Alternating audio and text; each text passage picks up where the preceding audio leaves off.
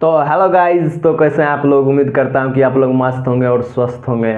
आज का हमारा टॉपिक है स्पर्म, जिसके बारे में सारा कुछ जानेंगे। स्पर्म्स का स्ट्रक्चर, स्पर्म का फंक्शंस और स्पर्म का कंटेंट, इसके अंदर क्या क्या होता है। और हमें जो इस तरह से मतलब एक तरह से लड़कों में ये तो मेल रिप्रोडक्टिव और सेल्स ही है, तो इसी ज़्यादा मतलब कि मेल में ही होगा।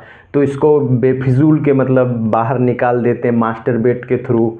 मास्टरबेशन का लत लग जाता है इंसान को, और बहुत थोड़ा सा 1 सेकंड का एक्साइटमेंट के लिए इसको बेफिजूल के शरीर से बाहर निकालते हैं। इसके अंदर से जो कंटेंट्स होता है, इससे आप लोग को पता लग जाएगा कि क्यों इसको मतलब बाहर जाए निकालना चाहिए या नहीं निकालना चाहिए। तो एक तरह से साइंटिफिक स्टडी के थ्रू हम लोग पढ़ेंगे तो आप लोग को समझ आएगा।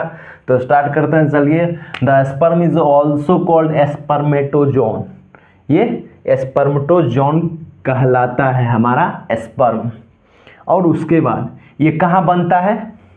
ये मेल गोनाड टेस्टिस में बनता है। कहाँ बनता है?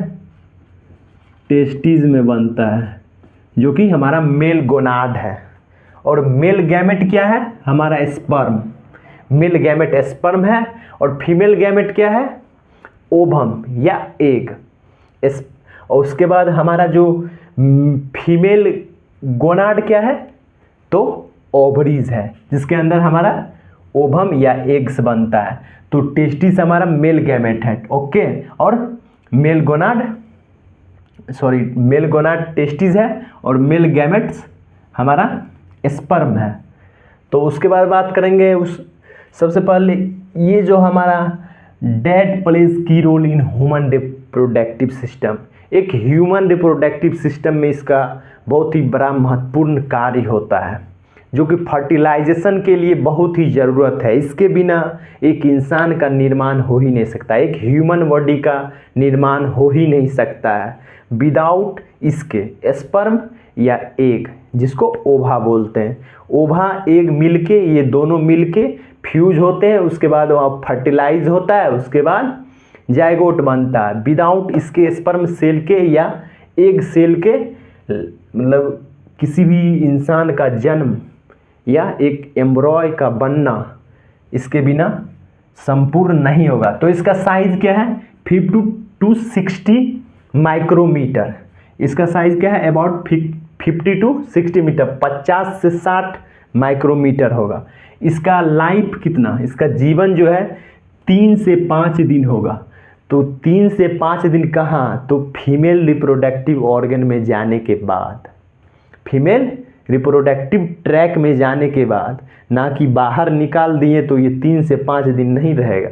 तो ये फीमेल रिप्रोडक्टिव ट्रैक्ट के मतलब ऑर्गन के अंदर चला जाता है इंटरकोर्स के माध्यम से, तब इसका 3 से 5 दिन इसका लाइफ हो सकता है। उसमें भी जाकर अगर फर्टिलाइज नहीं हो तो मर जाएगा। तो काउंट इसका कितना मतलब इसका नंबर हो सकता है 15 मिलियन से लेकर 200 मिलियन स्पर्म पर ml, मतलब पर मिलीलीटर। 1 मिलीलीटर में 15 मिलियन से 200 मिलियन स्पर्म पाए जाते हैं। ये एक स्पर्म का स्ट्रक्चर है, ओके। उसके बाद structure of sperm cell is tiny motile tadpole shaped, मतलब ये छोटा सा सेल है। और जैसे कि टेडपोल आप लोग मछली देखे होंगे, तो मछली का जो बच्चा होता है वो, या एक तरह से जो तितली का बच्चा होता है, एक के बाद जो फॉर्मेशन होता है तो टेडपोल बनता है। इस ढंग से टेडपोल बनता है, उसी तरह से इसका भी स्ट्रक्चर होता है। तो हेड, सबसे पहला पार्ट इसका आता है हेड में क्या? Contains the nucleus with 23 chromosome, और ये हैप्लॉइड सेल्स कहलाता है।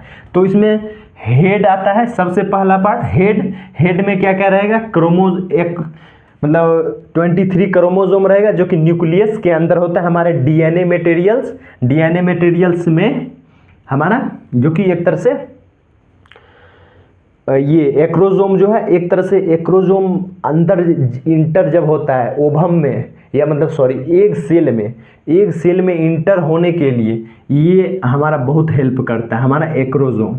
तो इसी के मदद से अंदर जा पाता है। तो इसी के अंदर, जिसके अंदर एक्रोजोम में पावर होगा, जिस स्पर्म के एक्रोजोम में पावर होगा, वही इंटर करेगा एग में। अब मिलियंस ऑफ स्पर्म सेल अंदर जाता है, तो सबका सब नहीं वो एग में चल जाता, सिर्फ एक सेल लड़के वहाँ पर जिसके अंदर, जिस एक्रोसोम में जिसका यहाँ पर पावर होता है, वो इंटर कर जाता है एग में, वही फर्टिलाइज करवाता है। जबकि हमारा सोच सकते हैं 15 मिलियन से 200 मिलियन मतलब एक मतलब मिलीलीटर में होता है।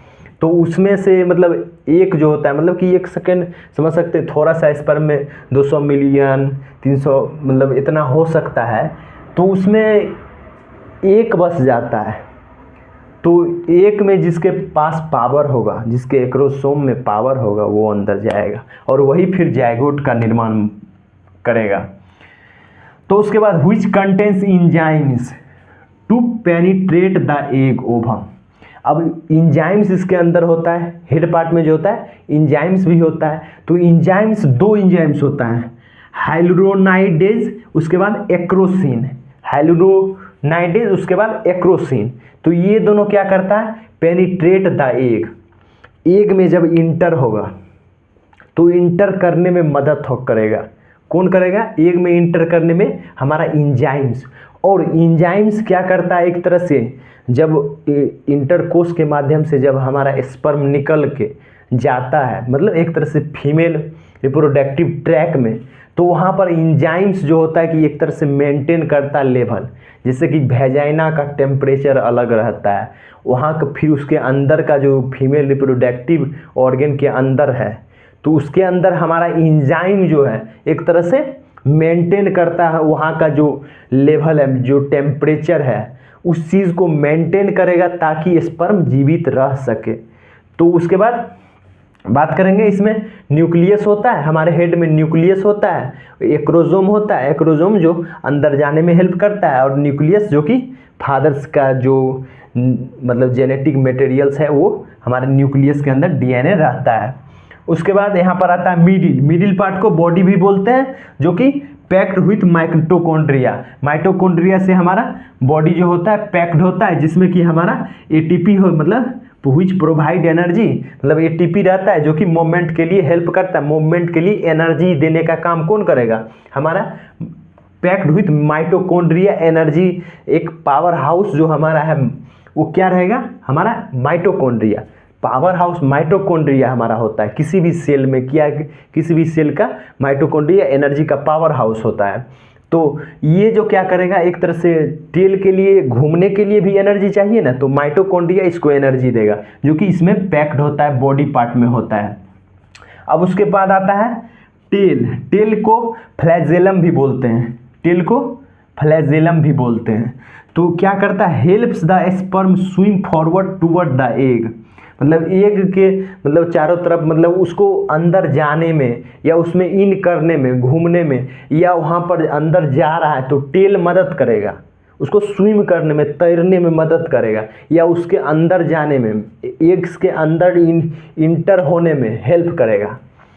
तो बहुत सारा चीज़ है। उसके बाद made up of microtubules for movement. इसे माइक्रोट्यूब्यूल से बना हुआ होता है जो कि एक तरह से यहाँ पर हेल्प करता है मूवमेंट को।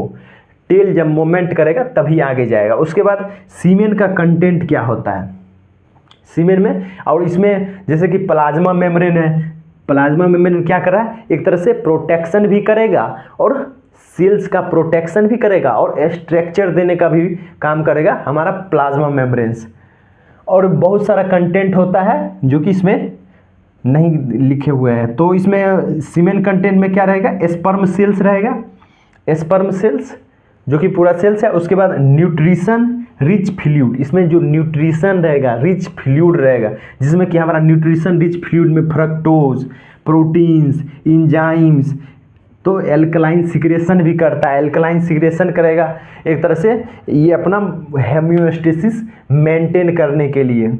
उसके बाद इंजाइम सीक्रेट होगा, जो कि एक तरह से इंजाइम सीक्रेट होगा एक तरह से वेजाइनल या फीमेल रिप्रोडक्टिव ट्रैक में जो टेम्परेचर है, उसका एनवायरनमेंट है, उसको मेंटेन करने के लिए। अब प्रोटीन्स, इसको भी एनर्जी चाहिए, किसी भी काम करने के लिए एनर्जी चाहिए, तो प्रोटीन्स इसके लिए है, फ्रक्टोज है जो कि एनर्जी होता है। तो उम्मीद करता हूँ, आई होप आप लोग समझ गए होंगे। नहीं समझे हैं तो आप लोग पूछ सकते हैं क्वेश्चन कहीं से भी, कुछ भी। तो मिलेंगे फिर अगला वीडियो में। समझ गए तो ठीक है ना, एक बार और समझा देंगे।